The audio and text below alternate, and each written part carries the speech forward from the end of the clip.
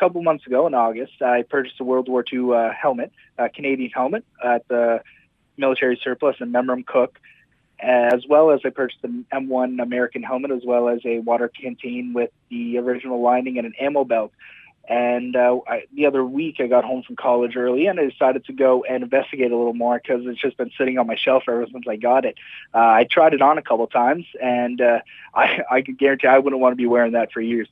And so basically, it was really dirty inside, and I took a flashlight to it, and I started scraping some dirt away. And when I put my flashlight on, I noticed underneath the liner there was some handwriting. Well, that caught my eye and got me a little intrigued. So I researched it a little more. I found out there was a name of G.W. Johnston as well as a serial number, or as he said, it was his rank number. So after that, I started researching a little bit more. I contacted the Canadian War Museum in Ottawa. I also contacted the Legions in Moncton as well in Bathurst, and I contacted Canadian Archives as well in Ottawa.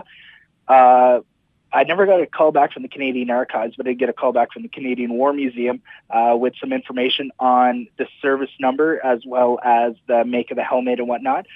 So the service number came from the North Shore Regiment, which really surprised me, saying that I found actually a helmet from the North Shore Regiment, which fought in many battles in World War II as well as D-Day, which this year is the 70th anniversary of D-Day as well. So while I was searching that, I contacted a couple more places around here. I contacted my uncle, Mike Gallant, who's a sergeant, retired now, out in Petawawa, and he does research like this. And he verified that, yeah, it actually is the North Shore Regiment, and he told me to contact the Legion headquarters that is still open in Bathurst. So I said, okay. So I called the Legion, and they said that they didn't keep any records, and they told me to contact the armory down by the old Walmart. So I went ahead and called the armory. I spoke to a woman named Claire. She was really helpful. She thought the story was really intriguing. So after a little bit of talking to her, I gave her the name, gave her the number, and she said, oh, I have him on my list right here, George W. Johnston. To me, that was a complete shock. I was like, wow, really? And she's like, yeah. I was like, is there any way that you'd be able or I'd be able to contact him and just say I have his helmet, I'd like to return it to him? And she said, yeah, I'll give him a call, and if you don't mind, I'll just give me your number and I'll call back. So I said, sure. So I gave her all my information.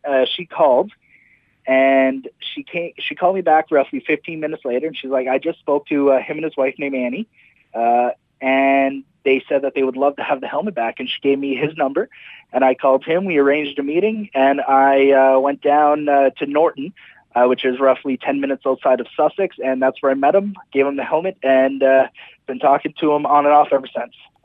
Even if he wasn't alive, because like we did check the casualty list from World War II, which he wasn't on, even if he wasn't alive, I still would have gave it to his family. If I was taking all this effort to find it, I would have gave it to his family. Yeah, it was really amazing, especially the stories he told me where he was actually in Juno Beach. He said he fought Juno Beach, not with that helmet, because his original helmet from the beginning of the war got damaged on Juno Beach. It got crushed, and that was his replacement helmet. So that helmet went from with him to, as soon as he went into France, all the way up to the Netherlands, to Belgium, and then to the outskirts of Germany when the war ended. Yeah, so that helmet's, if helmets could talk.